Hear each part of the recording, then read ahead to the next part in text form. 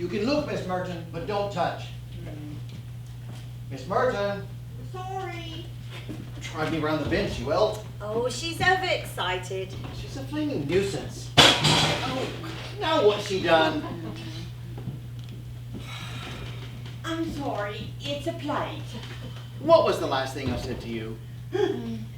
That you were going to leave a fire on in there every night. After that? That I mustn't handle the rosebuds until tomorrow. Then they'll stay fresh. And after that? I give up. Look, but don't touch. That's what I said. Oh, we've got a lot of plates. And they all cost money. Aren't those chrysanthemums lovely? They will be when they're finished. Why don't you go and have a nice read before supper? Can't. Sam didn't change my library book. You never asked. Perhaps he'll do it tomorrow. It's the wedding. Oh, of course. The day after, then? Sunday. Oh, dear. I lose all track of time these days. Oh, we all get a little absent-minded as we grow older. What do you think of the dining room? It's absolutely splendid. Where did you get the silver? Sir Charles had it sent down specially. Cresswell family plate. I didn't know. I told you yesterday. Oh, you see, I've got a brain like a sieve. There. Gorgeous. Let me take it in. No, you don't. I'll do it. A little bird tells me Sam's losing patience with me again. Oh, he's not. I only want to help, but every time I ask, he says no. Sometimes I get so jolly fed up with being ancient and in the way. Tell you what, you can do the place cards if you'd like. Could I? Could I really? Go and do them now. They're in there set on the table, and here's the guest list somewhere. Cards are on up outside. Sounds like the Daimler. What do you think, Sam? I'm going to do all the place cards. Who says? Peggy says. Here you are. Don't forget, I want this back.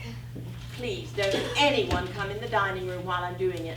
I can't stand interruptions when I'm working. I know the feeling. Oh, has anyone got a pen? Here, use this one. Thank you. Excuse me, Mr. Fletcher.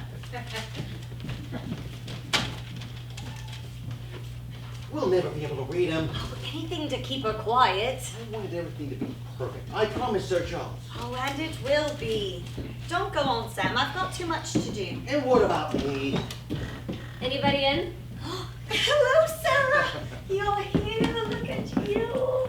Your last day, 6 o'clock, you Well, said. we've had masses to do. Do you know this is the first time I've ever stayed in a pub before? Do I have to sign a book or anything? Not likely. Honored guest you are. Where's your mother? Where do you think? Doing all the donkey work as usual. Here, let me. Hello, you two. Oh, Sam would have brought your things in for you. Oh, I left him plenty out there. The wedding dress, a great big suitcase. Oh, and 2 crates of champagne, Sam, from the wine cellar. I'd better pull the car around the side. Keys are in the dash. Then I'll nip your luggage up the back stairs. Peggy, drinks. Nothing for me, thanks. Pamela? No, I won't. I do hope we're not overworking you. I told Sir Charles we ought to get outside caterers in. Oh, we can manage. The silver came this afternoon. It's all set out. May I see? She'll make such a lovely bride. She'd better. That dress cost a fortune. Wait till you see it. Oh, beads and lace everywhere. Oh, nothing but the best for a Cresswell wedding. Yes. Peggy, do you mind if we eat upstairs when we've unpacked? No trouble. What's the matter? You look flushed. I've been on edge all day. Natural, I suppose. I know this wedding is right for Sarah. Absolutely right. So right, I feel something's bound to go wrong. Not with Sam and me here to look after you. Perfect. Fit for a queen. Sam's polished the silver, Peggy's arranged the flowers, And I've broken a plate. Good evening, Miss Merton. Isn't it marvelous? We're to have fresh lobster from the coast and strawberries all the way from Harrods. I know. I ordered them. And I'm doing all the place cards. Oh. Married at 19. I can't get over it. So romantic. Oh, here we go again. I remember the day she was born as if it were yesterday. Sarah, my dear, have a wonderful day tomorrow and a wonderful, wonderful future. You deserve it so much after all. Miss Merton, only going to say, after all she's been through, after all you've both been through. What does she mean? Pay no attention to her. Well, what does she mean? Go up and make a stop, darling. She didn't mean anything. All right. Aren't you coming? I told you I have to go out today. Yes, what is this serious little errand you're so set on? Oh, never you mind. I'll be back in half an hour. This way to the best bedrooms. You're number 1 and your mum's in number 2. Any chance of a hot bath before supper? All laid on. Favored you are. Did I say something wrong? We agreed we'd never talk about it. When she walked into the dining room, it brought it all back. The police, the sheer worry of it all. I still shudder when I think about it. Then don't think about it, please. It's all forgotten, Miss Merton. I'll do my best. I know you will. Let's go back to what you were doing. Aren't you coming in? You can't see it properly from there. Oh, I can see all I want. Sarah's right. It is perfect. Sam, can I have the car now? All ready for you. Here, don't forget your... Thank you.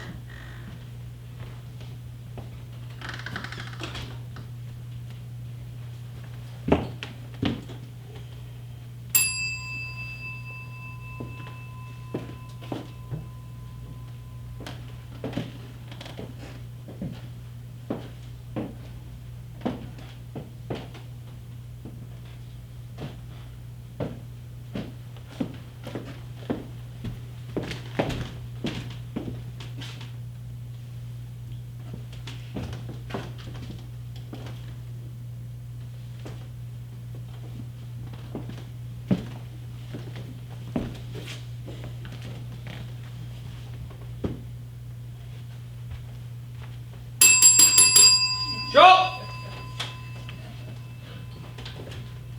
Sorry to keep you waiting, sir. They shouldn't have gone to all that trouble. Clearing sandwiches would have done for me. Sam? Sam Fletcher? Should I know your face, sir? You did 12 years ago. Mind you, it wasn't quite as handsome back then. Sorry, sir, we weren't expecting visitors. You're in charge here now, then? That's right, sir, me and the missus. Oh my, you have come up in the world. What happened to the old chap who used to run the place? Old teeth and trousers, check suit, red tie, purple face and nose to match. He died, sir. Cardiac arrest. Oh, that doesn't surprise me, the way he used to knock it back. All that heavy lifting would have been rough on anybody's ticker. Just a minute, sir. Where's my alarms? Oh, hello, Fred. Frost? Yes. He's just arrived. Thanks for calling. Oh, I will. Mr. Frost. Of all people. I should have recognized you. You look older. Thank you, Sam. Who was that? Fred from the railway station? That's right. I thought he recognised me. So did the taxi driver. Bill, what's his name? They both saw me getting off the train. By the way they looked at me, you'd think I'd trodden in something. Walked here, by the way. Seems the taxi was reserved for someone else. You know country folk, very suspicious of strangers. Strangers, Sam? Just passing through, are you? Oh, I fancy the breath of fresh air and a cosy chat with one or two old friends. I'd like the key to number 5, same as last time. I'm sorry, it's not available. Honey, hanging on the hook behind the desk. I said it's not available. All done and dusted. Only 2 or 3 very minor mistakes. Oh, company. Why, if it isn't Dr. Merton. This belongs to Peggy. I promised to hand it back. Peggy? She's still here? Thank you, Miss Merton. Oh, hang it. Now I've forgotten her pen. How have you been keeping, Doctor?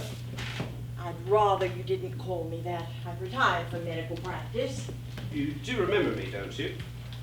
Quite well, Detective Inspector. We really must have a get-together. Talk about old times. We have nothing to talk about, Inspector. I gave my statement 12 years ago. I saw nothing. I heard nothing. I know nothing. Excuse me. I'm an old woman and I'm very tired. Why did you come back? They told me you wouldn't. They promised. Miss Merton!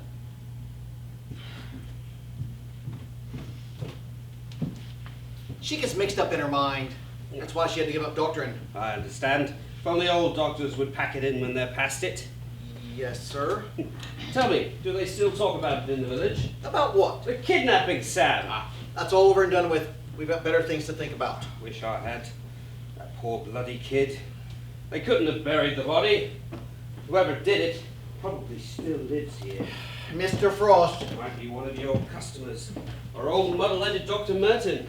Might even be you. I never did like your jokes much. It wasn't a joke, Sam. On my way from the rail station, I passed old Hagen's field where I landed that night in the helicopter. Remember the blizzard? That howling wind? Cresswell had got some of his estate hands to lay out flares for the landing site. And I was one of them. What became of the kid, Sam? How the hell should I know? Someone does. I'd like the key to number 5, please. It can't be done. You should have let us know. I did. I sent a telemessage. Then we'd have received it. A missing wire. Police matter, that is. Good thing I'm here. Well, look what the wind's blown in. Hello, Peg. Hello, Inspector. Miss Merton said you were here. Look at her, still pretty as a picture. You've aged. What's the secret? Contented mind, perhaps. Sam says you never got my wire. What wire? All right, Sam, I believe you now. Carry on to Flexum. That's our best plan. They've got all the rooms you want there. But what I want is here. I've just been telling him we can't put him up. Why not? You've got the room. We've too much on. You're obligated to put me up, Sam. We can't say no. Not to a man in Mr. Frost's position. Sam He said no casuals this weekend. You said it'll have to be on the second floor. Number 5. Bingo. There's no place like home. All right. But you won't get no looking after. Not tonight. I'll manage. It's good to see you, Peg. I'd hoped you'd be here, but I didn't dare expect it. Didn't Sam tell you? We're man and wife now. What? You and old Sam? Well, I'm blowed. Congratulations, especially to you, Sam. And how's your wife? Bullseye. She was doing very well last I heard. By the way, is there a place I can hire myself a car to work? That's not asking the earth, is it? You may as well know, Mr. Frost. There's nothing for you in this village. Nothing at all. I wouldn't even bother asking if I were you. Like that, is it? As long as we understand each other, I'll be opening up the bar. I'll see you in there.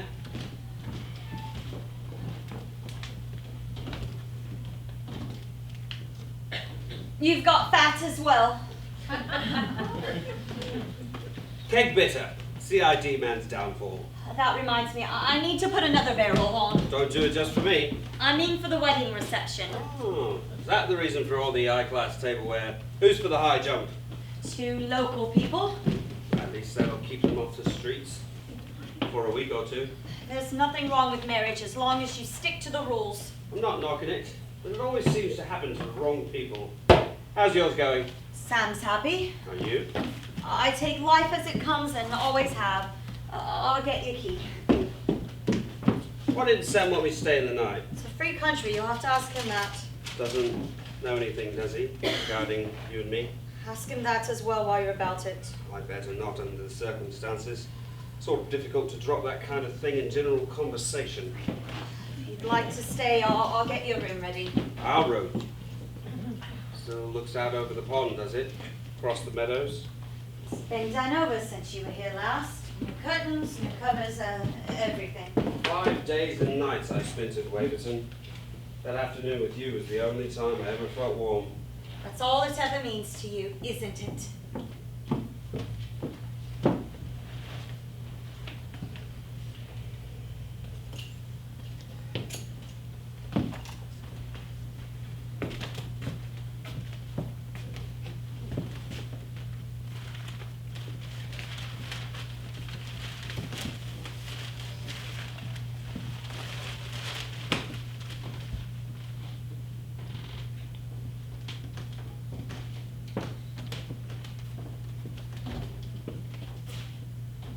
Excuse me.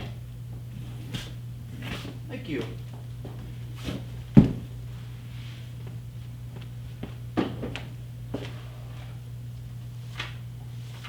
You're supposed to be doing that without permission? What?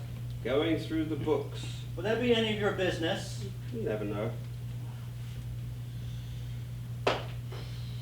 Press. Police. Oh. Name's Marriott. Bob Marriott. I run the local paper. The Chronicle? You've heard of it. I'm reading it, son. It was quite a sensational jumble sale you had last week.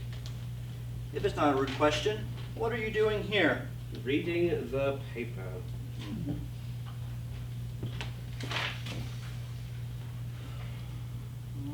John Frost. Detective Inspector Frost. Yes. You were in charge of the Fulton kidnapping case. I never give out autographs. That was 12 years ago. Why have you returned? Forgot my toothbrush. Come on, Inspector, give me a break. Why have you come back? Has any new evidence turned up? Are you going to make an arrest? Don't tempt me, son. The Fulton kidnapping case. The only time the Waverton Chronicle actually had news in it. Fulton baby missing. Scotland Yard called in. There wasn't a jumble sale that could wipe it off the front page. Real news. And it had all the makings of a classic drama. Beautiful mother, snow-swept landscape, missing baby. And for comic relief, a bungling policeman. The only thing it lacked was an happy ending. It didn't have an ending at all. It just fizzled out. If you could have only found the baby, it would have done wonders for the story. It wouldn't have done me any harm either. I'm sorry? Oh, I see the Harvest Festival's coming up. What brought you back, Inspector? There must be a reason. No one ever visits Waverton unless they have to. I was only kidding myself at the time, but I remember some of the details. The weather was a bit dodgy, wasn't it? A bit dodgy. That was the worst winter in living memory. Blizzards, sub-zero temperatures, snow drifts up to here. Yes, Mr. Marriott, it was a bit dodgy. Waverton was cut off entirely from the outside world. Roads impassable, river frozen solid, railway line completely blocked. Smoke? I don't, thanks. That's one thing in your favour. Tell me, apart from the mildly inclement weather, what else do you recall about the case? Very little. Apart from the fact that you failed to solve it. In fact, everybody remembers. I failed, I flopped, I blew it. It still wrinkles, doesn't it? What do you think? Because of the snow and ice, the kidnapper and the baby must have been trapped inside the village, and I couldn't find them. Let's talk about something else. It might do you some good to get off your chest. Get another point of view. Find yourself some other has-been, son. What's up? Are you scared I might spot something that you missed? All right. Let's not deny ourselves the benefit of your superior intellect. The Fulton kidnapping. The husband. Age 35, was a white-collar worker at Cresswell's brewery. He lived with his wife Pamela and his 2 kids in a tied cottage on Cresswell's model estate. Number 2, Hillside Cottages. If I need prompting, I'll ask. 2 kids. One was a fair-haired girl. Sarah. The other, Matthew Charles Fulton, was a baby boy aged 6 months. 6:30, the mother put the baby to bed, as usual. Inside the nursery was warm. Outside it was bitterly cold. 4 degrees below and still falling. Just after 7, the husband comes home. It's later than usual because of the snow, and a little upset to find that his baby boy wasn't still awake. He nipped up to the nursery and found it empty. On the cot was a note. This note.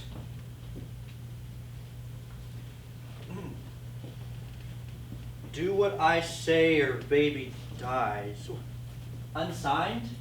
Unsigned. It was our theory that the kidnapper wished to remain anonymous. Touche. I didn't realize it was printed. Knocked up on one of those John Bull printing outfits you pick up in toy shops. No mention of ransom money. It follows a pattern. The first note is generally a threat, don't call the cops and all that caper. The demand for money usually follows. But surely the Fultons don't have much money. Ah, true. But Sir Charles Cresswell did. He was the baby's godfather. The kidnappers must have known this, another reason for thinking it was a local job. So you ran this fingerprints? Purely as a matter of routine. By the time we arrived, half the village had handled that. Someone had even spilt their soup on it. Forensics says it was oxtail. The nursery was equally unproductive. Here's a shot of the place, just as we found it.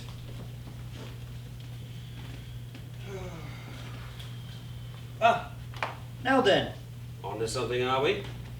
the cotton blankets. They've been pulled back very carefully, the way a woman would do it. Or a very careful man, which narrows our list of suspects down considerably. Any sign of forced entry? No, there wouldn't be. People trusted each other those days in Waverton, just left their doors unlocked. Still do. Just walk in and out of each other's homes. The day after the kidnapping, you couldn't buy a lock and chain in Waverton for love of money. How soon was the yard called in? As soon as Sir Charles could get on the phone to the chief constable. One minute I was toasting my toes in the office, looking forward to an early evening. The next I was shivering in airsick in a helicopter. My vintage wine, I don't travel well, especially in a blizzard. You landed that night? In the dark, with a tableau of villagers with flaming torches ready to greet us in the snow. Very picturesque. They whipped me around to the cottage, where I summed up the situation in a flash, told Mrs. Fulton not to worry, I'd have her baby back in no time. Why were you so confident? Because it seemed simple, lad.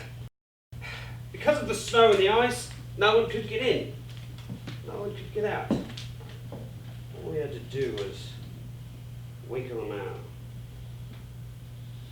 You were saying, Inspector. Oh, yes, I'm still with you. Supported by local police and civilian volunteers, we searched all through the night with hand lamps and into the following morning till we were ready to drop. For 5 days and nights, and we never found a thing. Where did you look? Everywhere. Every house, every village, every shed around here. 5 days and nights, and we still found nothing. I suppose the search was thorough? We were looking for a 6-month-old baby. Most of the volunteers had kids of their own. Of course, it was bloody thorough. I apologize. Don't spoil the image, I'm just getting used to it. Supported by all those volunteers, we just had to keep looking. We still found nothing. And you never heard from the kidnapper again? No second note? Our intense police activity likely frightened him off. He panicked, probably. Killed the kid and panicked. Wouldn't it have been better to have played it cool, waited till they contacted the parents again and collected their ransom money? That was the unanimous opinion of my superiors, who sat in judgment on the case after I returned. Why didn't it occur to you at the time? Because I was too bloody busy. It was a small, isolated community, and I had all the help I could use. What would you have done?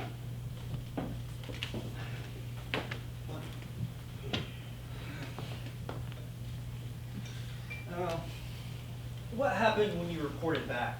Oh, nothing. Except my career stopped dead. That was the last case I ever handled, or rather mishandled. I've been allowed to assist on 1 or 2 others since then. Ones that didn't matter if I did mess them up. Most of the time I spend in a back office counting the days to my retirement. So this isn't official then? You mean they'd send a proper policeman if it was? You're simply here to attend the wedding. What wedding? The big event tomorrow. Haven't you heard? It's Sarah Fulton who's getting married. What? She's staying the night here, or supposed to be. That's why I was checking the register. Sarah. She can't be old enough. She's 19, and that's legal. 19. Who's she marrying? Anyone I might know? Doubt it. Peter Cresswell, nephew up the hall. Don't remember a nephew. No, he only arrived here a month or so ago. You're a month and already marrying Sarah? Fast worker. I doubt he's never done a day work in his life. He's your original chinless wonder. Do I detect you don't entirely approve of the Abbey event? Would you like a drink? I would, but they're on me. I asked first. Never look a gift horse in the mouth, especially when he's on expenses. So it is official then. What? You said expenses. You're wasted on jumble sales and harvest festivals, son. That's what I think. I promise, I won't print anything you want kept quiet. Come on, Inspector, the way things are this weekend, you can use a friend. I could use a car. Got one, have you? If you can call it that. Sarah used to refer to it as a mobile disaster area. Sarah did, eh? Mind if I borrow it tomorrow for an hour or two? If you tell me where it's going. All right. But you print nothing. Thing is, we've dug something up, not 100 miles away from here. The Fulton baby? Could be. Problem is, he's not looking much like his photographs these days. We're having tests done, that's all I'm saying. When will you know? All being well within 24 hours. But if one word of this leaks out... It won't. This really is Matthew. Can I have the story? Exclusive. All for lending me a lousy car? I'll think about it. Now what are you drinking? Bitter. The bar's through there. I have been here before, you know. Mind you, it was a damn sight cheaper. I'll get 2 halves.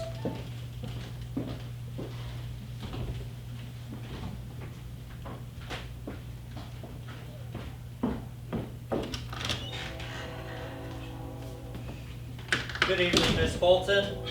Why don't you stay in the public bar where you belong? I happen to have business here. This lounge is reserved for residents only. I want to see Sarah. I'm sick and tired of telling you to keep away. She doesn't want to see you. Then let her tell me herself. Face the facts, Bob. She's going to marry Peter Cresswell, and there's nothing you can do to stop it. It's what she wants. What she wants doesn't come into it. It's what you want. What the Cresswells want. Sir Charles Cresswell, your employer. And yours, Mrs. Fulton. Don't forget that. Please get out. Not till I've seen Sarah. I'm warning you, for the last time, if you persist on forcing your attentions on my daughter. Go on. What would you do? Call the police? Don't put it past me. Save yourself the trouble. They're already here. Why, if it isn't Mrs. Fulton? What a pleasant surprise. What are you doing here? Having a quiet drink with a friend. Won't you join us? No! No! Mrs. Fulton. What have I done to deserve that? Never be surprised at what a woman says or does, Inspector. Mm. I've learned from bitter experience. You never know which way the cow will jump. Give me time, son. I'm only young yet. Cheers.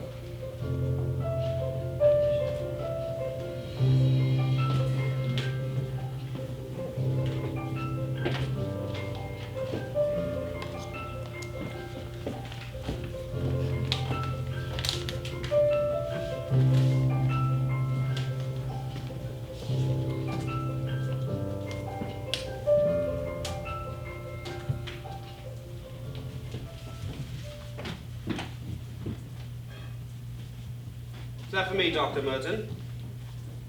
No. And it's Miss Merton, if you please. Of course. I'm sorry. How did you know it was me? I saw your reflection in the glass. I've just been admiring your place cards.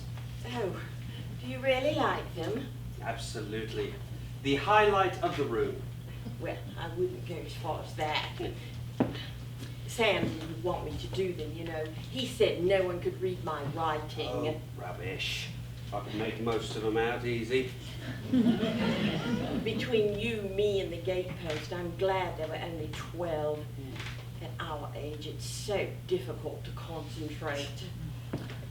I was thinking, it's the social event of the year. I'd expect Sir Charles to have half of who's who down here. Oh, not for the reception. That's just for the immediate family and a few very close friends. You? Of course. What would they do without you? Whose idea was it to keep the numbers down? Mrs. Fulton's. She hates any kind of fuss, and she always gets her own way in the end. I say I shouldn't be here. No, I was hoping you could keep me company. No one else seems to want to. Please. I mustn't. I've had strict instructions to stay away from you. Sam's been peeved with me all day. Oh, come now. Have a chair. I never seduce old ladies. On a Friday. Unless I'm desperate. Well, just for a moment then. Actually, I've been wanting to talk to you. I don't know how to start. It's a confession. If only I could find the right words. Take your time. I'm here till Monday. It's this. They didn't get your telemessage, and it's all my fault. What have you been up to? It came at lunchtime. Peggy was up to her eyes as usual, and Sam had gone to flax them about the lobsters. I took it from the boy and completely forgot to hand it over. Delaying the passage of Her Majesty's mails. That used to be a serious offence, till the post office took to doing it themselves. This evening, while you were having supper, they were arguing about your turning up out of the blue. Sam claimed you sent a wire. Peggy denied all knowledge. Then the penny dropped. They'll be furious. Might not be mine. Might be the Archbishop of Canterbury saying he can't come tomorrow. Arriving tonight. Please reserve single room, Frost CID. What did I tell you? I'm back in the doghouse. Not if we destroy the evidence. It never came. I never sent it. Oh. Can't be too careful, can we? Oh, thank you. Have a cigarette. Oh, I haven't in years. Go on, spoil yourself. But you've only got 2 left. I'm only offering you one. What is Sam or Peggy should come in? They won't. They're in the bar having a roaring trade.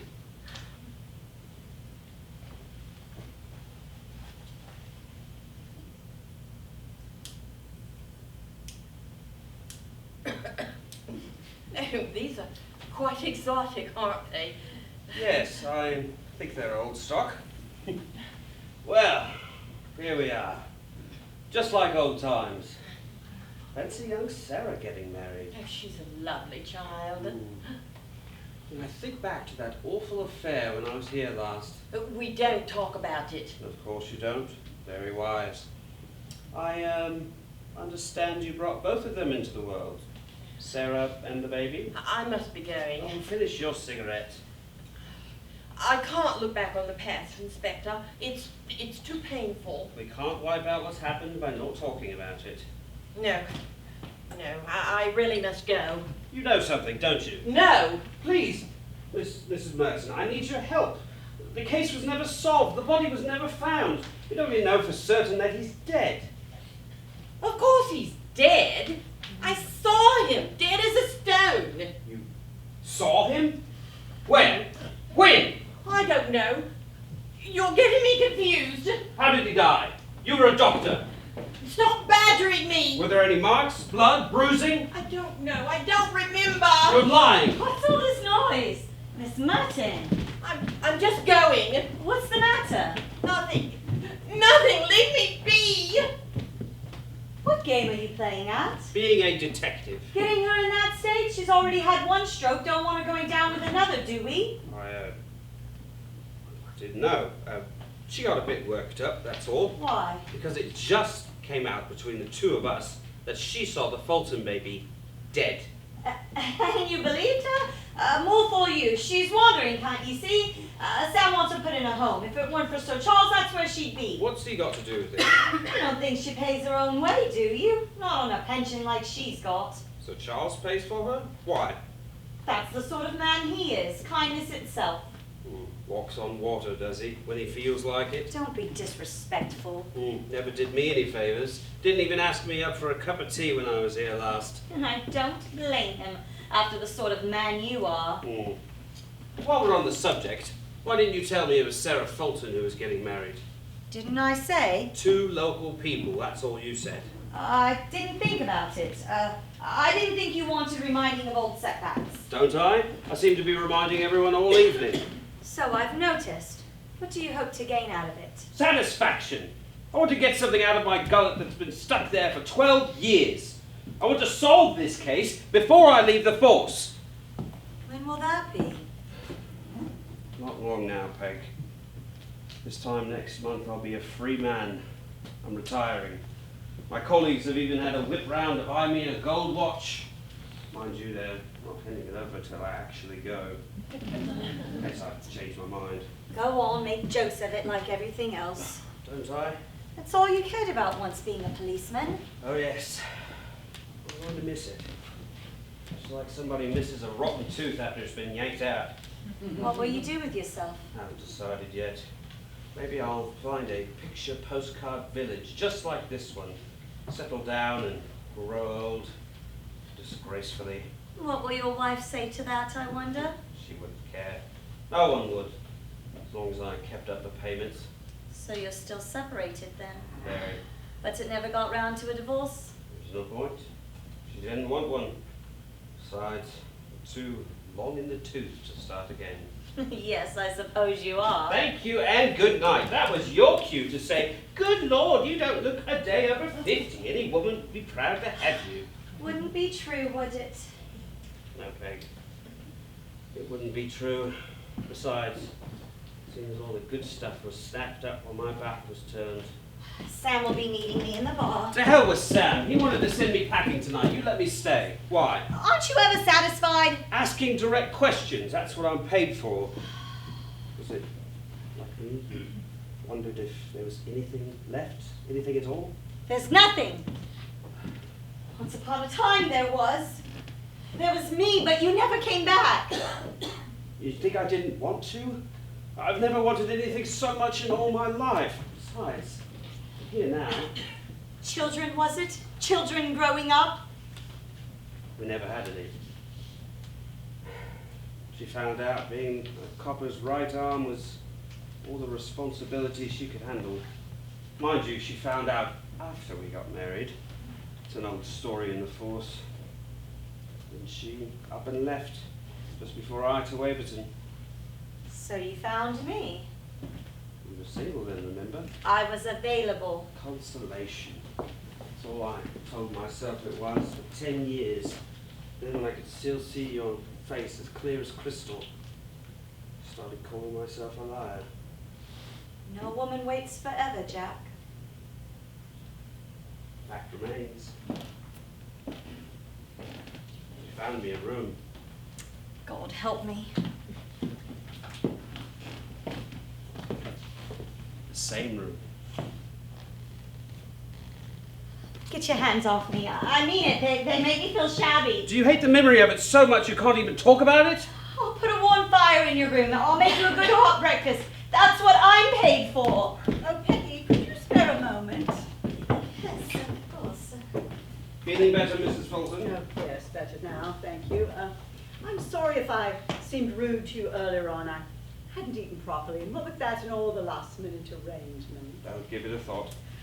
It's the train, Peggy. It caught on my watch as we were unpacking it. Can't have that.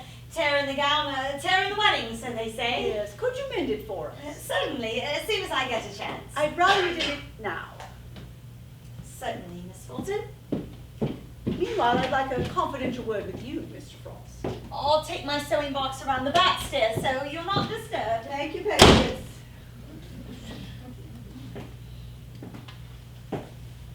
Why do you stare at me? I was thinking back to the last time I saw you, standing at the door to your cottage. Never forgot how badly I'd let you down. You did your best. There wasn't enough. You looked like nothing on earth that night, tears streaming down your face. Look at you now, though. Like something off the front page of this month's Vogue. One can't give way to grief forever. And certainly not on the eve of a daughter's wedding. How's Mr. Fulton? Oh, quite well, I believe. Believe?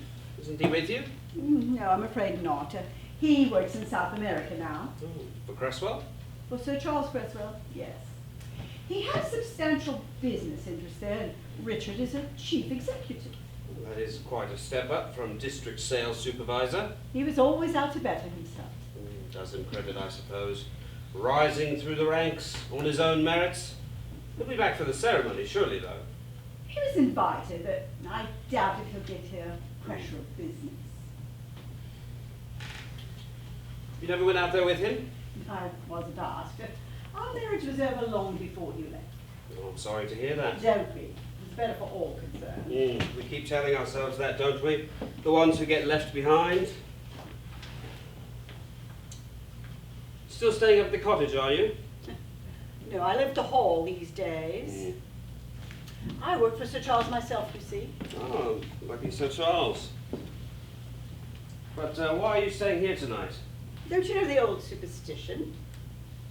It's bad luck for the bride and groom to be under the same roof the night before the wedding. Plus, it's tempting providence.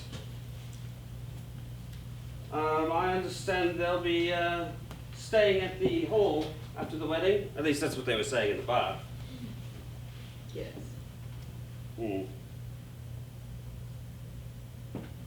Does Mr. Fulton pitch in? No. Oh, I wouldn't take a penny of his money. Ah, Independent Day. Oh, Wish yes. my wife felt the same. I'm Sir Charles's housekeeper. Oh. I've always made my own way. Lucky Sir Charles. Doesn't Mr. Fulton pitch in? Executives are usually good for alimony and maintenance, plus it's tax deductible. No, not at all. Who's giving the bride away? Sir Charles himself. Didn't they mention that in the bar? They weren't talking to me, Mrs. Fulton. It's strange. Last time I was welcomed with open arms. This time I'm about as popular as German measles. You must know why. Nobody wants any kind of shadow cast over tomorrow. I don't want that either, believe me. Then why are you going around asking tiresome questions? Force of habit. Is it some fresh evidence that's turned up? Might be nothing. Won't you tell me? No. Want to save you and Sarah any further disappointment. Very considerate of you. That's really why I've come down, though, to ask you not to upset her. You see, she still has no personal recollection of the tragedy. I don't get it. I talked with her for about an hour or so that evening, but she struck me as very intelligent for her age. You don't know what she went through afterwards. She used to adore her brother, and when you'd gone and we knew we'd lost Matthew, she had a complete breakdown. For a time, we thought we were going to lose her too. It was only by a miracle that Dr. Merton was able to pull her round. They happen sometimes. When she recovered, her mind was just a blank about the kidnapping. Mental scar tissue, the specialist called it. So she doesn't know? She does now. When she grew strong enough, we explained it all to her, well, as far as we could. She's adjusted to it. So, but there's never been any personal recollection? No, only a tremendous sense of loss. And that's why people may seem concerned you're here. Please, don't put the clock back on us all this weekend.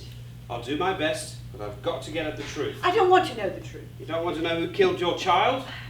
No, I'm past caring. Besides, what good would it do now? It's all... Over and done with? I'm not without feelings, Inspector, but it was 12 years ago. I don't even remember what he looked like. Then allow me to remind you. The unfortunate victim was a male child 6 months of age, 29.5 inches, 23 pounds 6 ounces, hair light blue, no, that's eyes, hair light brown, mole on upper left forearm. What are you trying to do? Make you admit it's as real to you tonight as it was the night it happened. Mother, where are you? Please stop this, Mr. Ralston. Not observing anything, am I? No, just coming up, darling. I just wanted you. What's the matter? Oh no. Suddenly, for no reason at all, I felt cold. Freezing cold. This is Sarah. Oh, that's not my Sarah. My Sarah's this high. She has freckles and wears her hair in pigtails. Have we met before? Yes, A long time ago. Had you come to see my father? Yes, we had business together. Sarah, I finished the running repairs, but the lace needs a warm iron over it. I thought I'd take it through for you. Thank you, Peggy. It can hang over my old dummy till it's needed. That'll get the little creases out. You're an angel. Well, good night then. Don't stay up all hours. Sleep well, Mrs. Fletcher. I always do. Thank you, Inspector. Thank you again, Peggy. What's wrong with her? Oh, nothing. She's just being careful of the train. Off to bed, darling. All right, good night. Why is it that I keep thinking about snow and ice? You must be telepathic. My name is Jack Frost. Is it really? Surely, you must have guessed. Will you be at the wedding tomorrow? Tomorrow's a busy day. So not till 3:30, over at St. Margaret's. We'll see. Somehow I want you there. I feel as if I've known it my whole life. Off you go, darling. You will try. Thank you. Pleasant dreams. I'm so grateful.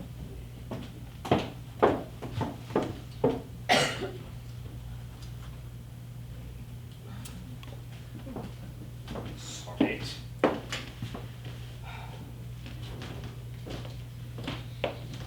You still here? Not for long. Sam's putting the towels up. Oh, you should have been here earlier. I was just having a heart-to-heart with the blushing bride. I wish I could. I can't get near her. You did what, sir, if I'm not mistaken? Too close for comfort. Mortgage had been arranged. Well, but then came the last of the Cresswells. Unrequited love. Same thing exists between me and my superintendent. Mind if we change the subject? Not at all. Let's talk about her mother and Sir Charles Cresswell. I understand she's his housekeeper? If you believe that, you'll believe anything. Watch it, son. Us London policemen are very easily shocked. You're telling me that they're cohabitating, living together? I'd heard the word, Inspector. No law against that, is there? There's no law against getting married either. Why haven't they done that? Miss Bolton isn't free, far as I know. Me? She led me to believe she was. We even mentioned alimony and maintenance. You did, probably. She wouldn't. She has this knack of talking a lot and saying nothing. Why didn't she set me right? She's a devious woman. I believe divorce proceedings were started years ago, but for some reason they were never finished. No reference to that, is there, tucked away in your back numbers? Might be. Why? Would you mind having a crafty look tomorrow morning? Gladly. It might take my mind off my troubles. God, I could do with another bitter. I thought I told you to be on your way. Just one more, Sam. Go on. I'll settle for a half. Bar's closed. You've got work to do tomorrow, remember? You've had enough. You heard him. Come on, let's have ya. Let go of me! Outside. You flaming lackey! You what? Leave it! You heard what he called me. You started it. He could have you for assault. I'd like to see him try. I'm a witness, Sam. You count your blessings. Move along, son. Thank you, Inspector. Don't you wish you had friends?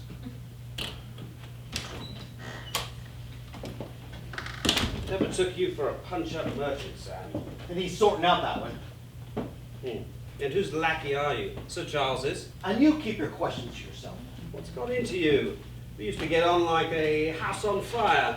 Now I can't seem to open my mouth tonight without you going off like a penny banger. Like I said earlier on, you look to your affairs, we'll look to ours. We don't know you a thing, Mr. Frost. I know that. Don't need reminding. Oh, someone wants in. I let him want. We're shut up for the night. That's what I call good old-fashioned British hospitality. He's gone. Might have been a bona fide traveller. They need to knock or rung the bell. Leave that young layabout again, looking to chance his arm. Oh, I hope it wasn't the sole one. Best thing Sarah ever did was give him his marching orders. Nothing but trouble he is. Like some others I could name. Oh, give me 3 guesses. And another thing, stay away from my customers. Why? There's been some complaints, and I don't like him any more than I like you. Better devote myself to Peggy then. She seems to take to me more than all the rest of you put together. She's a married woman now, and don't you forget it. Careful, Sam. Jealousy's bad for the blood pressure. Thinking you can just walk in here and pick up, just where you left off. Remember the previous landlord? We got rid of you once before, Mr. Detective. Inspector Frost. We can do it again. Who's we, Sam? Good evening. May I come in? Why, if it isn't the patron saint of Waverton in person. How are you, Frost? Oh, no offence, of course. Oh, my dear fellow. I take it as a compliment. Was that you at the door, Sir Charles? Yes, indeed. I came in around the side. I couldn't wait to greet our distinguished guest. The feeling's mutual. I understand you're here to make a few inquiries about that ancient matter, Fulton kidnapping. Yes, I think I did mention that once or twice this evening. To my surprise, nobody wants to know. Hardly surprising. Misfortune's the last thing anybody wants to hear about when there's a wedding in the offing. Misfortune. Still, if there's anything I can do, you only need to ask. Typically considerate of you, Sir Charles. That reminds me, I seem to have run out of cigarettes. 20 filter tips, please, Sam. Charge them to number 5. There's a machine through there. The perfect landlord. That's if you got the change. Never travel without it.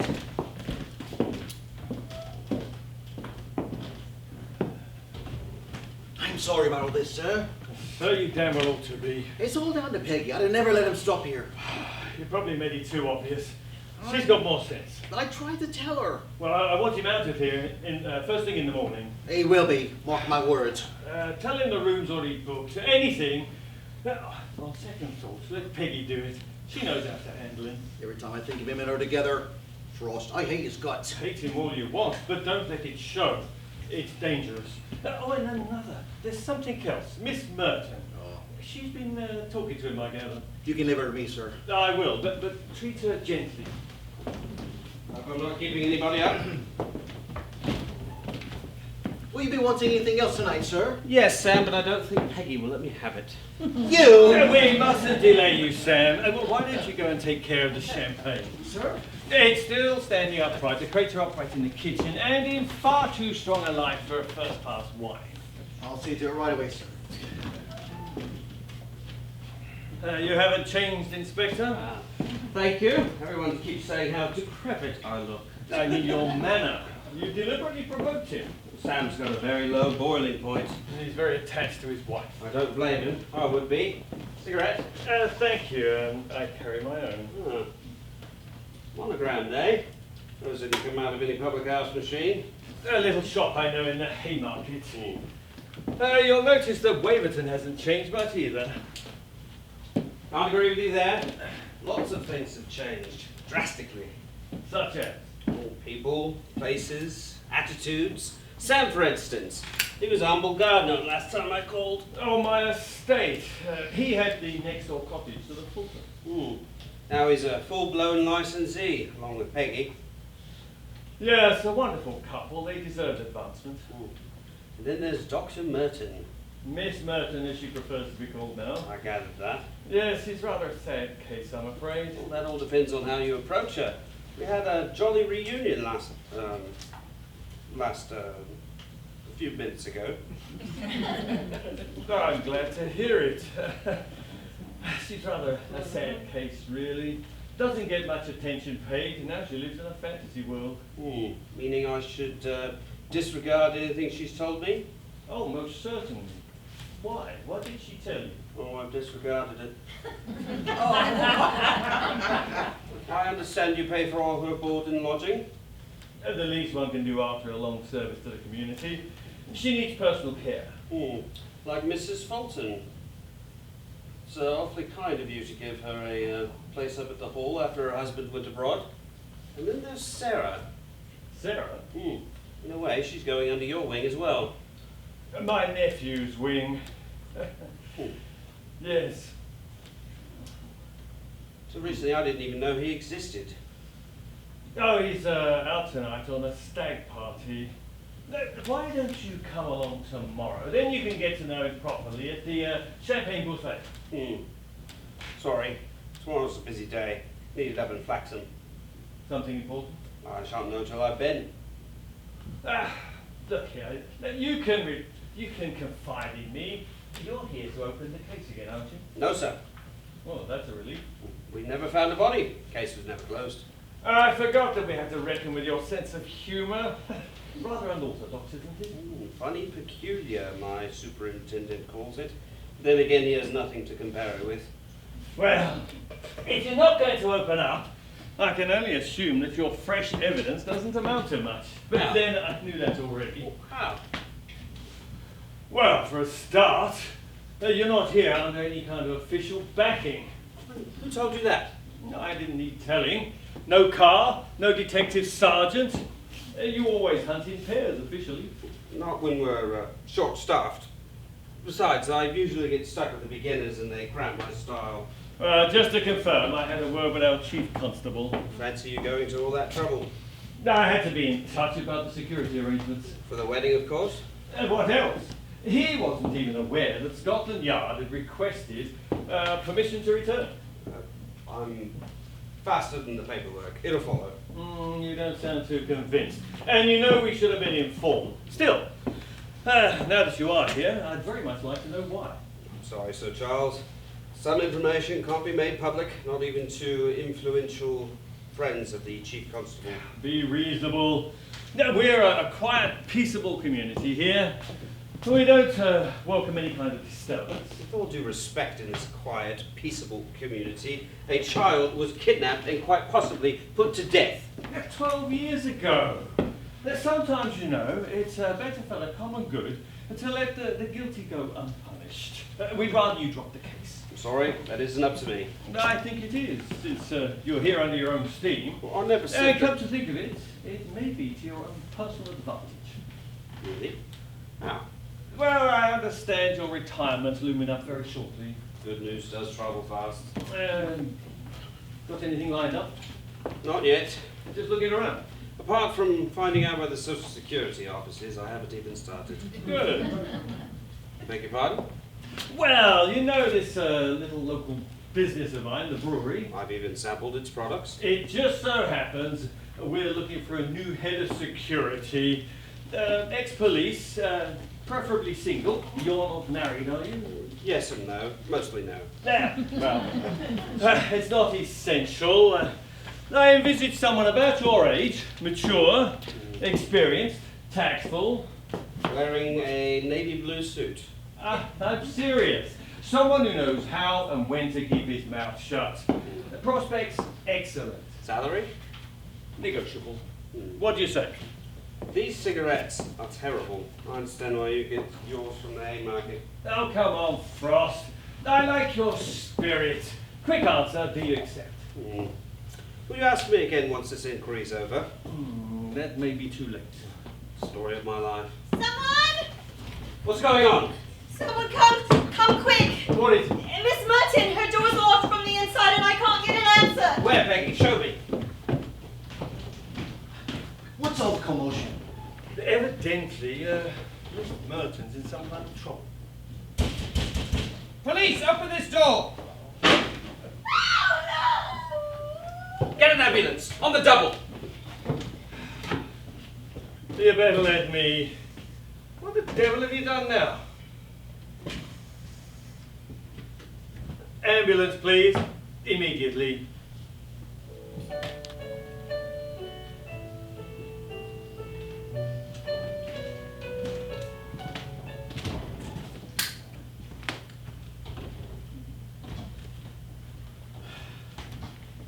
Well, these barmaids showed up.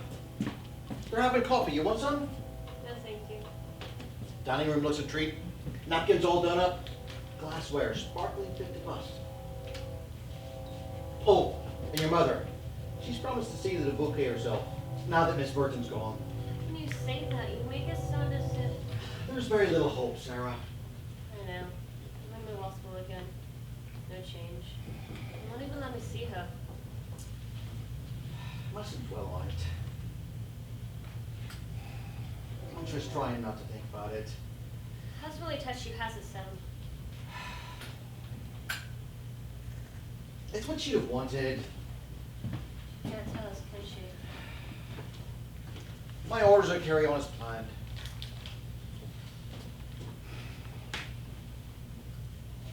When you get to my age, you see things differently.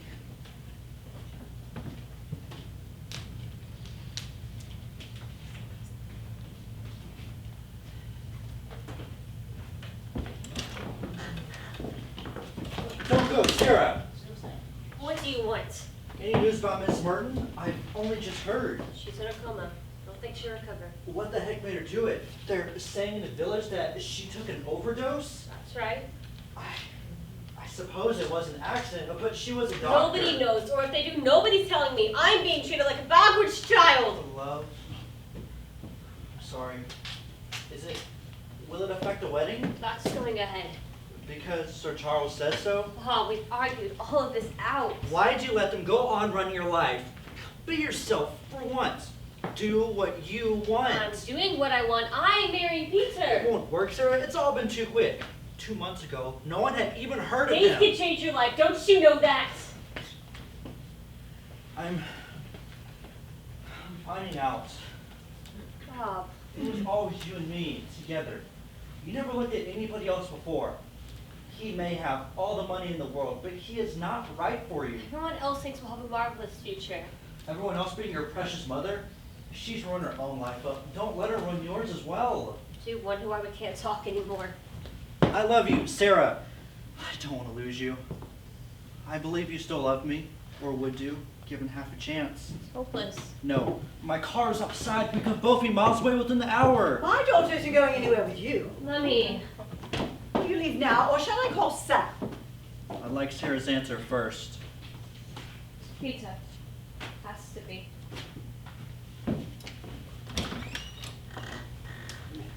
What's all this?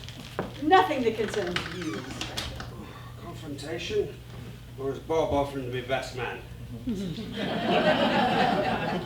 In a way, I've been turned down. For keeps. That load of rubbish outside belong to you? Can you hang on for just 10 minutes? I've got to nip over to the hospital to find out how Miss Merton is. Oh, I can tell you. Miss Merton's dead. No. Oh, Sarah. Suicide and a wedding all in one day. Must be the answer to every journalist's prayer. Have you no consideration for others? So, it was deliberate. Open and shut. We found a letter addressed to me in her handbag. Oh, God, I'm tired. Oh. I only hope you're proud of what you've done. Me? Yes, you. You drove her to it, pounding away at her with all your stupid questions. She was happy yesterday. Everybody was. You're overwrought, Mrs. Fulton. Last night was a strain on all of us. I'll never forgive you. Sarah, would you? Come on upstairs. Let's try to talk. She'd be alive now if it weren't for you. Why don't you go away and leave us all alone?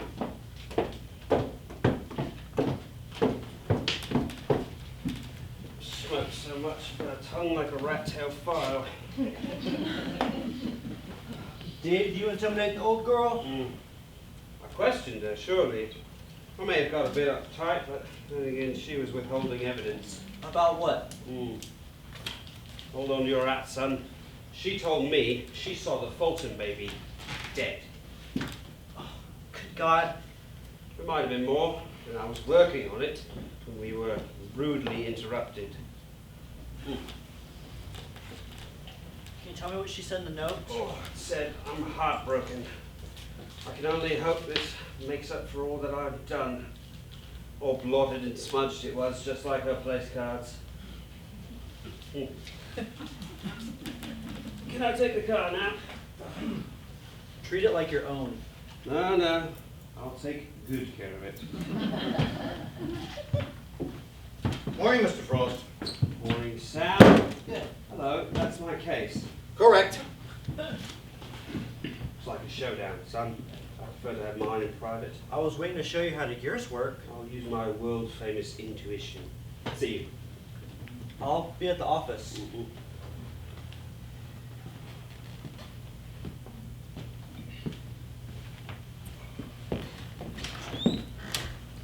Just making up your bill, Mr. Frost. I'm not going yet, Sam. Oh, yes, you are. We need your room. It's wet.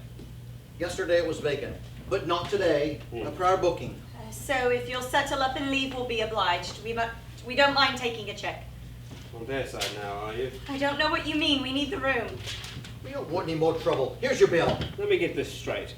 If you had a vacancy, I could stay. Couldn't stop you, could we? But you wouldn't be welcome. Getting used to that. What do you expect? What had that poor old soul ever done to you? Miss Merton? Sarah's told us about her, and I'm waiting for you to pay this bill. Not going yet, Sam. I've got a little unfinished business to attend to. You don't care who you hurt while you're doing it? Hurt? You don't seem to understand. A child was killed here. You mean kidnapped, don't you? I mean killed, and quite possibly I mean murdered. Here you are. A prior booking's a prior booking. Thank you. Keep it running. I'm not going. For the last time, there isn't a room for you! Yes, there is. The late Miss Merton's. Don't know you I'll won't. shift my stuff in there and be a bit drafty with No, that you won't. broken door. You callous bastard! Callous, Sam? She was an old woman. She led a full and useful life, and she chose to end it. When that happens, it's a catastrophe, and everyone cries bucketfuls. But when a young child gets snatched up out of its cot and done away with, no one seems to care. Who the hell are you calling callous? And Waverton's learned to live with that. Miss Merton did it, and I'm moving into her room to find out why. Sam, you can't let him. All right. If you're staying, stay in number 5. A sudden cancellation. Never know what's round the corner. Since I still have a wash basin, I'll treat myself to a lick and a promise. We've got you to thank for all this. Not so loud, he's full of himself this morning. I wonder if Miss Merton gave away anything during the night. If she did, he won't be telling us. No, he'll be up there ransacking through her room. And he's in for a disappointment. I've been through it, top to bottom. Go tell Sir Charles. That's my job.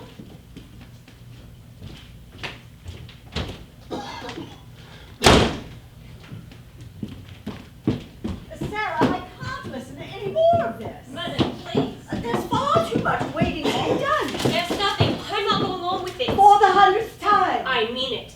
Peggy, make her listen. Where's Frost? Is he gone? No, You had your orders. there were complications. Sam's phoning the hall now. Isn't there one of you that's got any sympathy? Isn't there one of you that cares about Miss Merton? Sarah, she was old and worn out. Nothing but a burden. She said so herself. She saved my life once. Peggy, will you leave us, please? Yes, I told the new girls I'd show them the run of the bar. Don't take it too hard. It's a mercy if only you knew. Peggy, Yes, ma'am. Sarah, darling. What to do with Inspector Frost, isn't Oh, it? put him out of your head. Why do you keep things from me? All this is so unfair on Peter. It's a kidnapping. Ridiculous. Tell me. Nobody wants reminding of that. I do. I can't remember. Don't you understand that? I can't remember. I wish my father was here. He used to tell me everything. Everything he wanted you to know. You were always running him down. He was good to us. He made us laugh. We loved him. He could be amusing when he wanted to. All seemed so happy till the quarrels came. And the violence. What? I'll show you what kind of man he was, Sarah. Look. See that mark? He did that to me with a lighted cigarette. It'll always be there. It should have been stitched, but I was too ashamed to let a doctor see it, especially Dr. Merton. My father? He wouldn't. He was drunk. Oh, he apologized. He always apologized afterward. Could be charming, but I wasn't the only woman who was charming too, either before or after we married. You see now, I didn't want to go into this, and today of all days, Yes. when we lost Matthew, he blamed me for that, and when you were desperately ill, he walked out, taking every penny I had. That's how amusing he was, how charming. If it hadn't been for Sir Charles, we never would have survived. Never realized. I never wanted you to. You're not wearing your bracelet. No. You may as well have it now. I've had a few links taken out of it to make it fit you. You're giving it to me? Yes. And that's why I had to go out last night to collect it. There we are. Might have been made just for you. It's the something old I promised you. The one that you never part with. It's still in the family. Good morning. Good morning, Charles. I've been expecting you. Look what she's given me. Yes, I know all about it. We've had a hell of a time trying to keep it secret. Charles and I have some things to discuss, darling. All right. Anyways, it's about time I was doing something with my hair. Give me a call if you need me. I'm sure to. And thank you. How are you feeling? Oh, how do you think with Frost still here? Sam told me. Oh, do you have a cigarette? You said you'd given up. Oh, but my nerves are in shreds. Why can't we get rid of him? We're going to. I phoned the chief constable. He's on to London now. Oh, they'll make him go. They've got to. Of course they will. This Merton business has turned out to be a blessing in disguise. How? Morning, Sir Charles. Lousy day for a wedding. It'll improve. And its orders, has it? All right now, Mrs. Fulton? I was quite distressed to hear the news about Miss Merton. Mr. Frost broke it.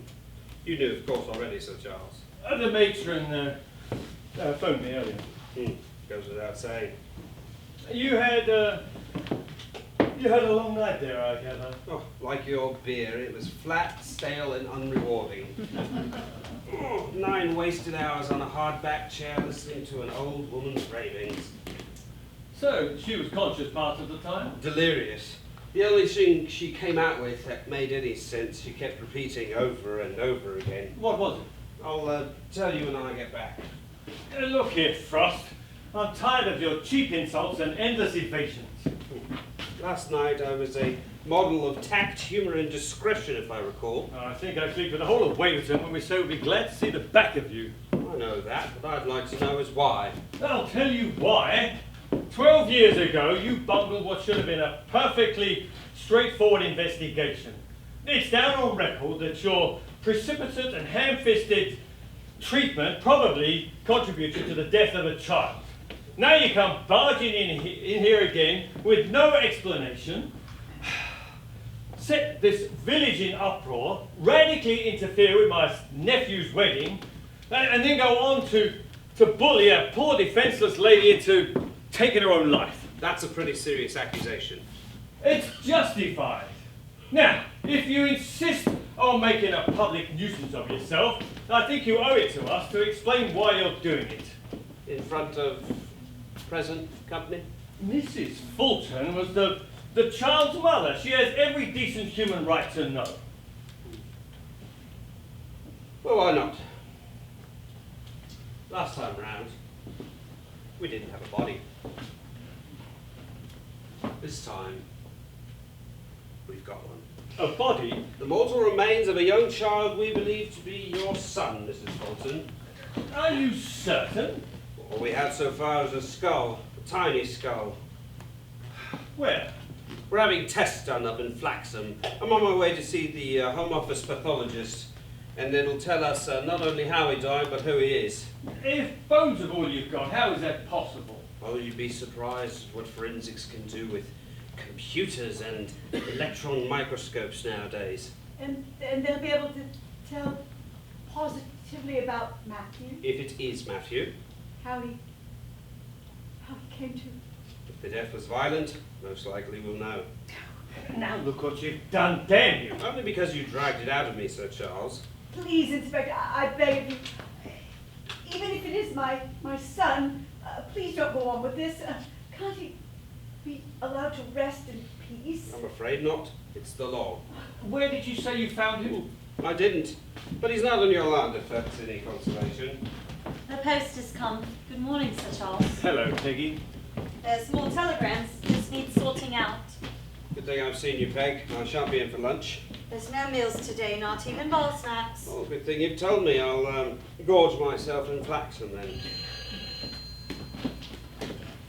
Personal alarms. Yes, he is. Hang on, please. Scotland Yard for you. Oh. My favourite superintendent, I shouldn't wonder. Perhaps he got around to reading your report, Sir Charles. Sounded more like Commander. Top brass. Do you mind if I take that on your private extension? It's a little too cluttered up in there this morning. Sorry. Morning, sir. Yes, sir. Mrs. Frost? I don't understand, sir. Serious. Ah. I'm the chief constable. I don't understand. A public outcry? Well, certainly the woman's dead. Suicide. I did not intimidate Dr. Merton. I interrogated her. With respect. With respect. Does that mean I'm recalled? I'm sorry, sir. I'm not coming back. Not now. I'm on the verge of solving this one, and I'm not moving on until I've cracked it. I fully understand a direct order. No, I am not deaf. Look, I'll phone you back. You do not think so, but I do. There's a whole room full of people pretending hard not to listen. No, I do not know the time to the next train to London. 11:45. One of my non-listeners informs me it's 11:45, but I shan't be on it. I fully understand the seriousness of disobeying a direct order. Well, but it... Goodbye, sir.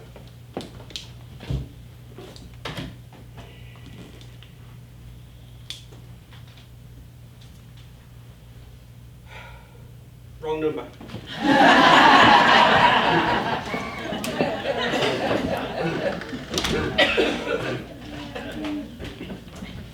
Where do you think you're going? Call him back, Peggy. I'm going to tell him everything and get it over with. Don't be a fool. We're all in this and we stick together. That means nobody talks, understood? Oh, you're right. You're right. It was all in. Mother, can you come? It's Sarah. It's her wedding day. We forgot all about her. Go up to her and above all, stay calm. She mustn't know anything at all about this. Oh, just this morning she was asking. What? She doesn't suspect anything. You'll stand by your word, Peggy. I've given it, haven't I, sir? And there's nothing to fear from Sam now. Frost hasn't got a hope. I suppose not. Why do you say that? Because you never know, sir. Not with him. He wouldn't bite, would he? I was listening on the extension. Peggy, why don't you go and take the telegrams and put them ready for the best man to read? Yes, sir.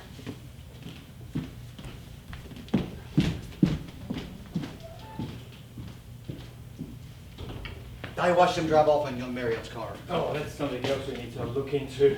Before that, I've got a job for you. I hope it won't take long, sir. We're behind schedule as it is. This is vital. According to Frost, the police have found the body. They can't have. Nobody's been near the place. I swear it, sir. Just for my peace of mind, I'd like you to go and check. Now, sir. Now, Sam.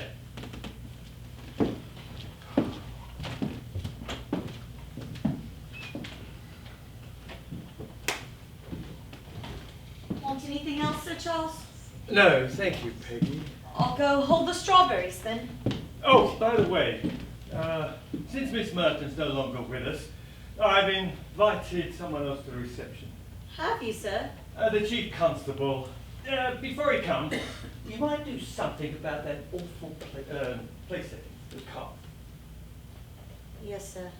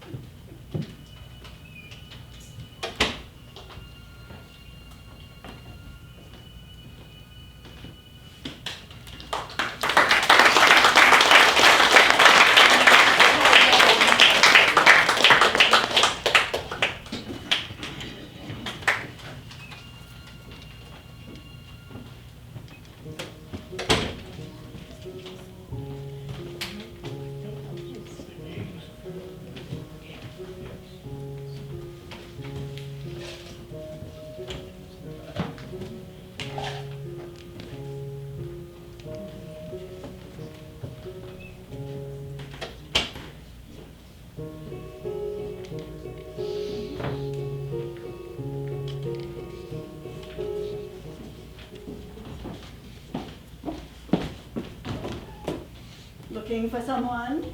Not Sarah. Never again. Yeah, I'm glad you accepted it last fall. Are those hers? Yes. Miss Merton asked to do them as a special favor, but now I've done them for her. Always most professional. I can see the headlines already.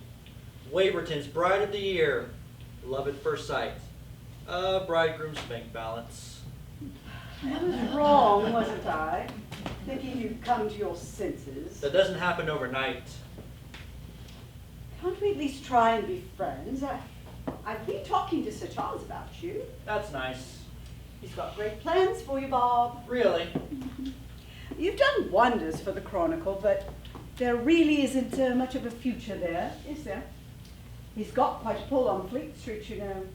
If you play your cards right, he could get you onto one of the big dailies. Why has he never mentioned this before?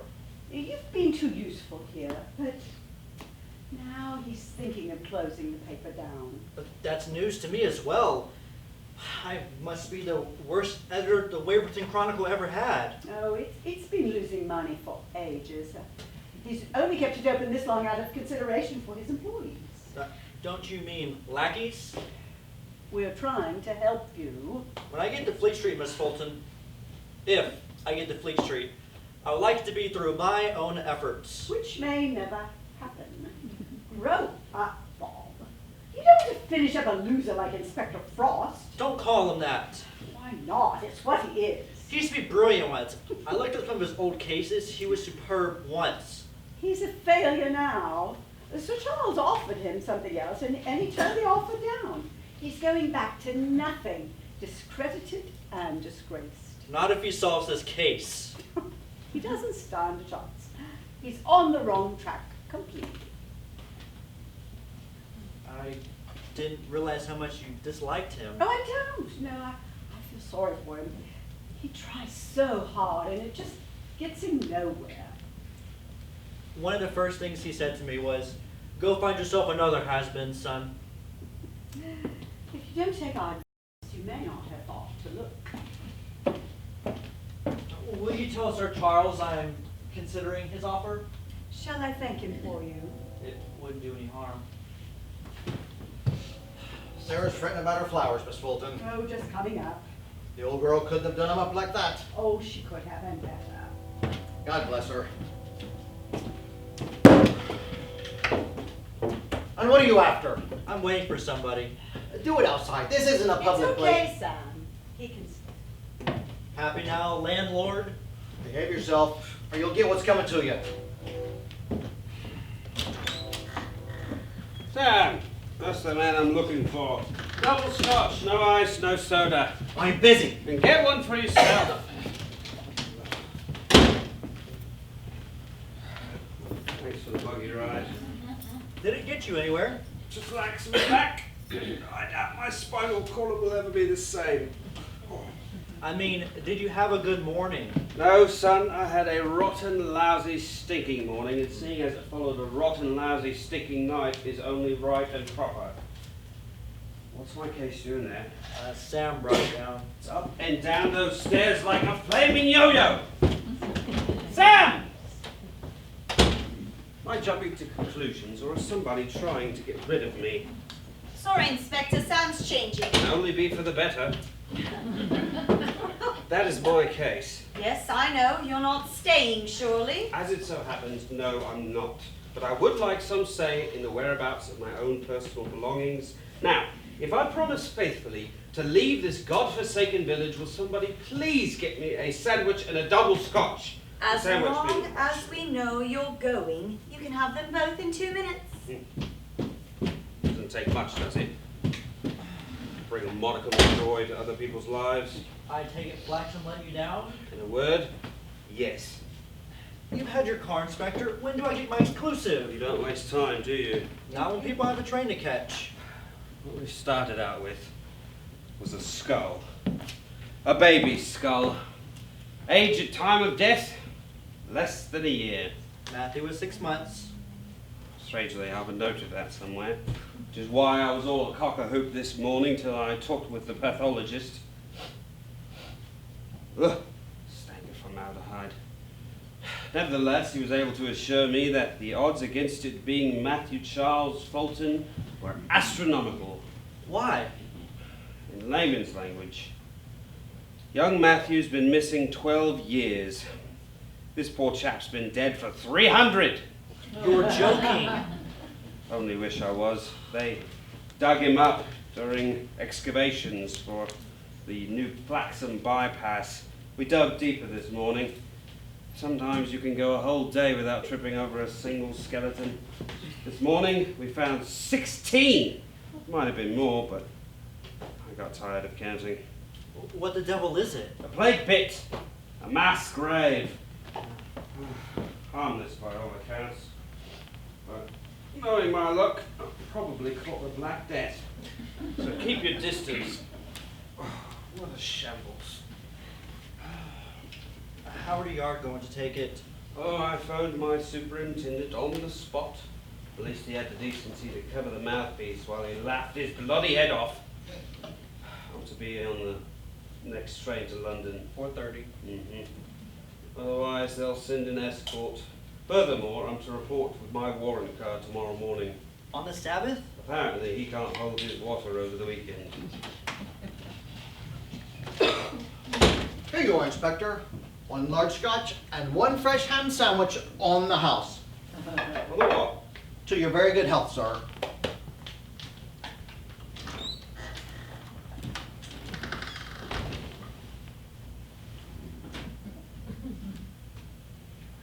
Looks like scotch.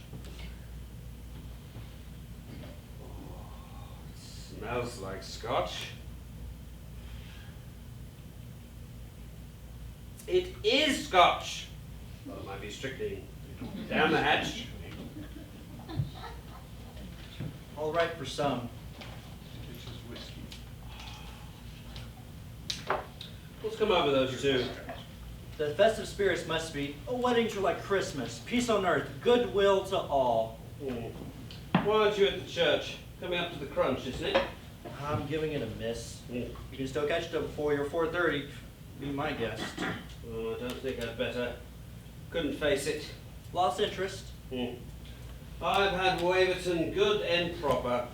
In case you might like to know, is closed. Finished. Kaput. Like me. I've taken too much punishment. The great referee in the sky is calling the contest, sending me back to my dressing room. That's a fresh ham sandwich on the duck-billed platypus. I take it you won't be needing this then. Not unless it's the freedom of the city. I very much doubt that. Nothing so important. It's the gin you asked for on Miss Fulton's divorce case. Don't tell me you still care. Can't sit around twiddling my thumbs till 4:30, can I? Don't ask me how I got it. How did you get it? There's nothing in our newspaper files. They're incomplete around that period anyways. But I know a girl who worked for local solicitors. She was on Saturday morning call, and they left her the key. Have you read this? I didn't want to spoil your fun. Fun. Petition for divorce. Withdrawn? Hang about. She wasn't divorcing him, it was the other way around. He was divorcing her for adultery. Not with Cresswell. Doesn't say. Doesn't need to, does it? Something about blood tests. The attached statements. Problem is there don't seem to be any attached statements. They've been got at like our files. The things some people will stoop to. Richard Fulton set this up but never went through with it. Why? Maybe Cresswell made him an offer he couldn't refuse. Feasible, seeing as how this consolation was authorized from Rio de Janeiro. Speaking of bargain offers, the season's come around again. Have you had one? From the same quarter. Fascinating. I can walk on Fleet Street anytime I like, provided I promise to be a good boy. And will you? Yes. I think I will, all things considered. Grab it while it's going, son. Both hands. Hard work never got anyone anywhere. Just look at me. This Fulton drew the same comparison. I think that's what decided me. Is this all there was?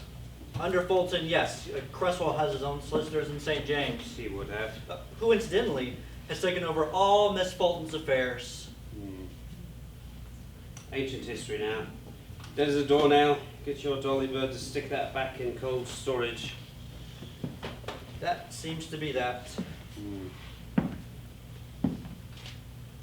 Did Mrs. Fulton say anything else? Only that she felt sorry for you. That makes two of us. Why particularly? Because she knew for a fact your skeleton wasn't her son. How did she know? I only found out after an hour ago. But she didn't say. How did she seem?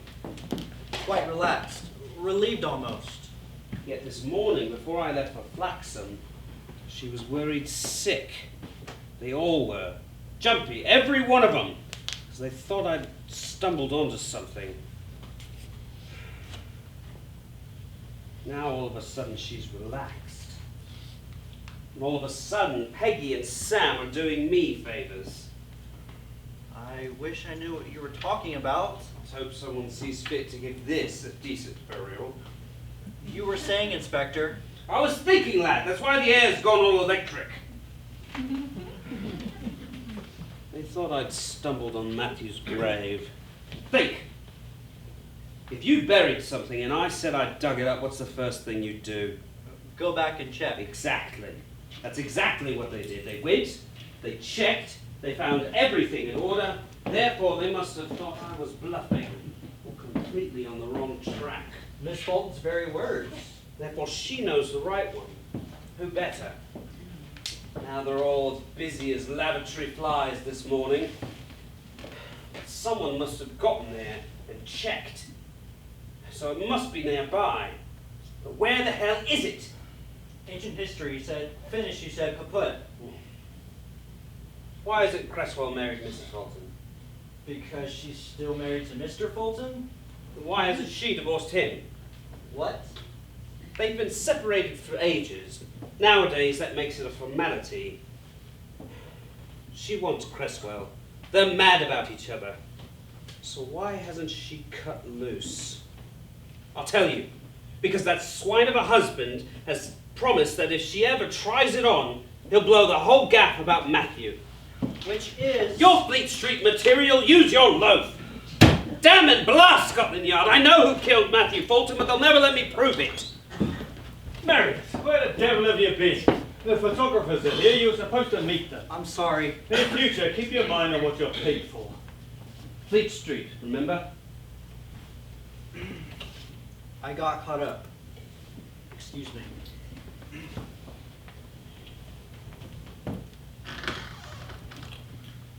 Wonderful manners, that lad. Must be from Camberwell like myself.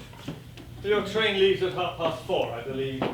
I was, toying with the idea of going to the ceremony. You're no longer welcome. Oh, pity. Oh, I don't know. One of the principal guests happens to be the chief constable. I don't suppose you'd want to tangle with him after this morning's little fiasco. Hello, who's been telling you about the plague pit? Nobody. Is that really what it was? Old established. 1665. There are more bones down there than outside a Kentucky Fried Chicken on a Saturday night. Oh, what? Never mind. Should have known better. Oh, don't say I didn't warn you. Make sure you're on that 4:30 train. There's a good chap. Blimey. Is this my shout? I knew they'd straddled me with the reception. Didn't know I was paying for the honeymoon as well. Now, how's it going, We're Peggy? nearly ready for you, sir. Just giving the veil a last few little presses. We'll take great care of it. It's a family heirloom. It's so beautiful it makes me want to cry. Before you get to the flowers and hearts bit, I've paid the national debt. It's on the desk. Thank you. Have a pleasant journey, Inspector. Your train's at 4:30. Oh, Peggy, I was just Charles is here. I'll see to it. Oh, thank you. Charles, I shan't keep you long. Still with us, Mr. Frost? Yes, Mrs. Fulton, like the poor. Sarah and I quite thought you'd be on your way.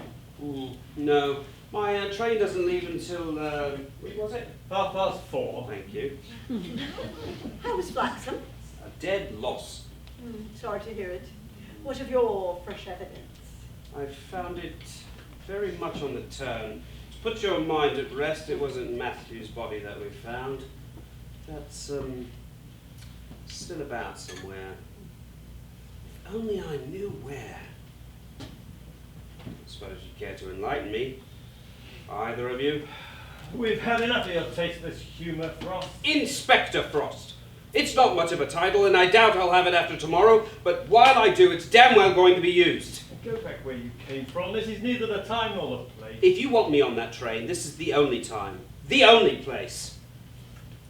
Very well. I'll start off with something else. Your husband was the lowest form of animal alive.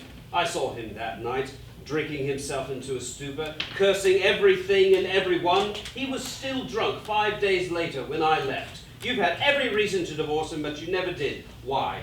Don't be drawn, Pamela. Furthermore, why didn't he divorce you? He started to, and he had first-class grounds. Right, Sir Charles? None of your damn business. Matthew Charles Fulton is. He hated you. That was written all over him.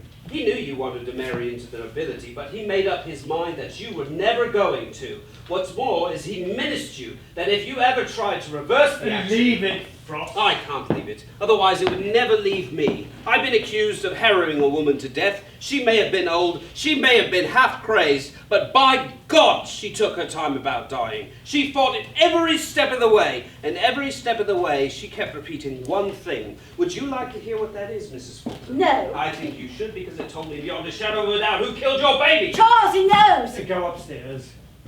There were reasons, Miss Frost. I had reasons, good reasons. Do as I say. All of a sudden it's lost its taste. Now tell me, in strict confidence, what did Dr. Merton say? Not until I've heard those reasons, and they had better be good.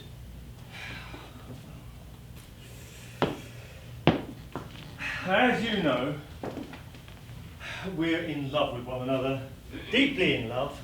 She should never have married Fulton. He was vermin. The only tolerable thing about him was that he idolized a son that he thought was his. Whereas Matthew belonged to you. You got that far. What you probably don't know is that I'm the father of both her children. Sarah too?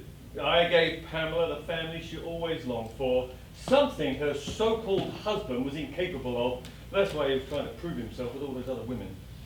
Hold on.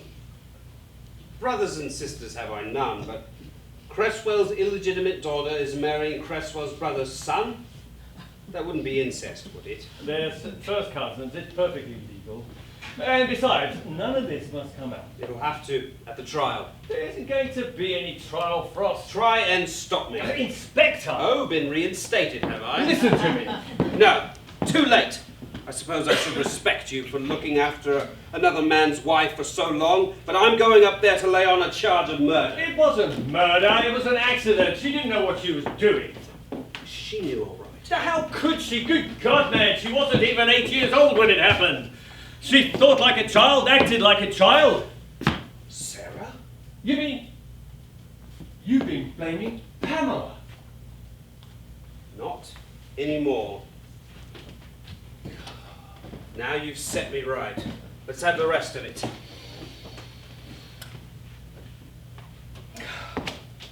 It was the night of the big snowstorm. He'd been drinking. They quarreled.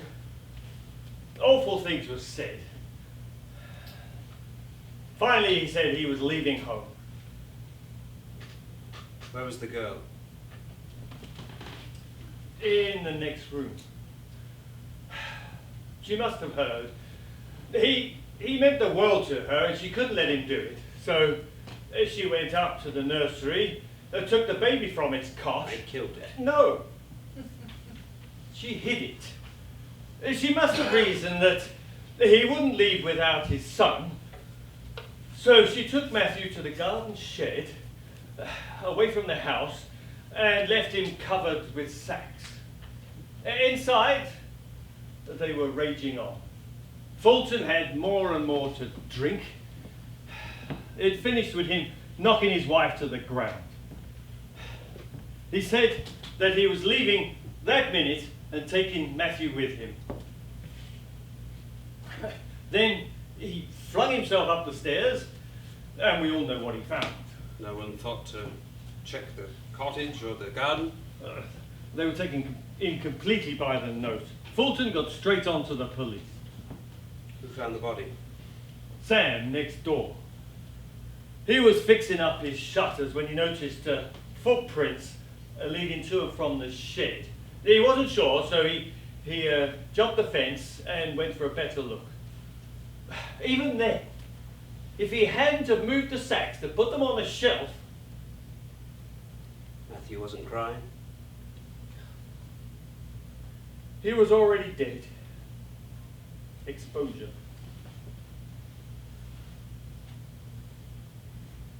Can I get you a brandy? Nothing. Sam broke the news and Pamela got on to me. By then, you were already on your way, so we had to go through with the search. If it was an accident, why weren't we informed? Sarah's my daughter. I couldn't have her branded for killing her own brother. We don't send children 7 years of age to prison. But they might have taken her away from us. And after I'd gone, Fulton was inconsolable. We had to tell him about the children. helping out Sir Charles, as usual. No, I was trying to help the woman I loved. You can't reason with a man like him. You can only buy him off. Rio de Janeiro. I offered him luxury for the rest of his life, in return for Pamela's freedom. Which you didn't get. He took the job and then, typically, withdrew the petition. He said to safeguard his future, if Pamela was to try and divorce him, he would tell the whole truth. To the police? To Sarah, with blood tests to prove it. So all the time we were out there, scrabbling like animals, you knew. 5 days and nights, sub-zero temperatures and blizzards, and you knew. I'd sacrifice anybody and anything for my daughter. Including me. You don't know what it means. You never had any children. Today, Sarah takes the family name and can be recognized openly as a Cresswell. Her children, my children, will inherit everything. Where did you bury the body? Where all the Cresswells are buried, in the family vault over at St. Margaret's. We thought we looked everywhere. Matthew had the funeral he was fully entitled to. It was 2 days later, and many of the villagers attended. Winston? I was here then. How did I come to miss it? And we made sure you were otherwise engaged. Wednesday afternoon. When I was in room number 5 with Peggy. Yes. How much did you pay her? I don't flatter myself she did it all for nothing. The important thing was that Sarah shouldn't suffer. Peggy loves her, and she saw to that. You realize what you've done? All of you. We could have been done with this before I left, but you had to wait until Sarah's wedding day. No, you waited. You've had 12 years, but it had to be today. The groom's here, sir. Good best man. The old church is packed. Well, Inspector, I'm taking her in. Sir Charles. he's got it, all of it. You know, this will destroy my daughter. She doesn't remember anything. I'm paid to do a job. I do it. She was only a kid, Mr. Frost. Only a bit of a kid. So was Matthew. I'm a millionaire, Frost. Name your price. There isn't one. Then you leave me no choice but to call off the wedding. Mr. Frost. Come down, Sarah. This gentleman has something to tell you. Charles?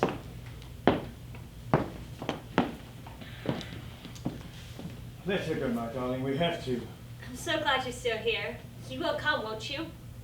Sarah Ann Fulton.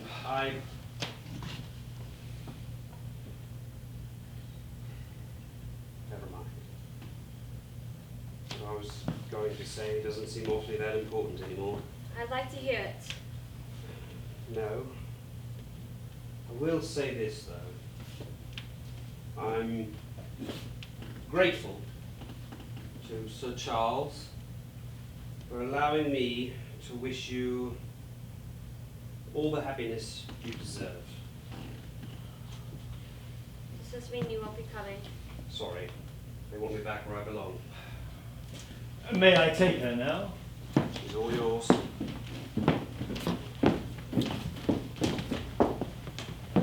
sun's coming out, Sarah. You'll have a royal blue sky after all. Inspector. Don't say it. It wasn't for you, it was for her. I know. Still, I thank you from the bottom of my heart.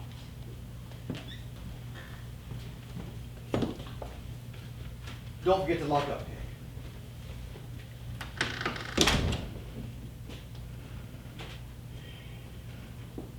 Don't leave any money lying around. Just found out you can't trust anyone in Waverton. So they told you about me as well? About us? They had to.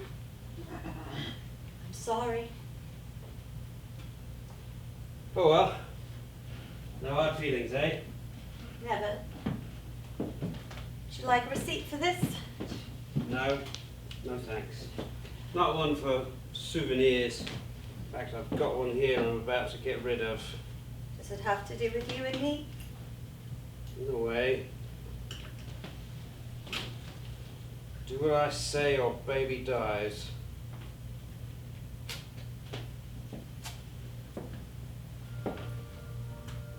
It was worth it all.